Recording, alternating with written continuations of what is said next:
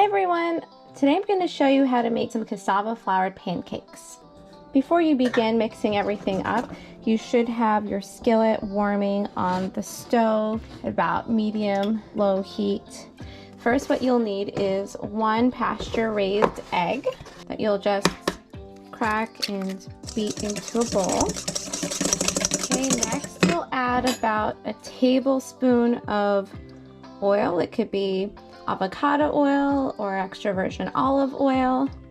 Then we will add about 3/4 cup of milk, or this is buttermilk that I had reserved from when I made butter.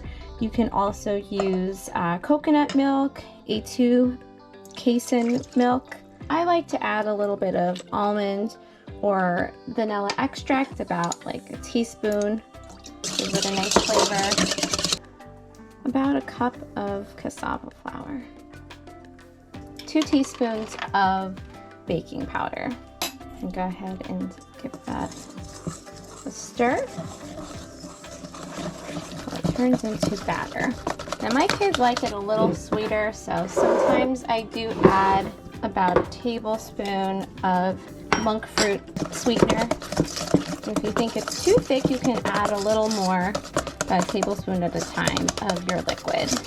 Okay, so when it's pretty hot, you can take like about a 1/2 cup of batter and pour it onto the skillet.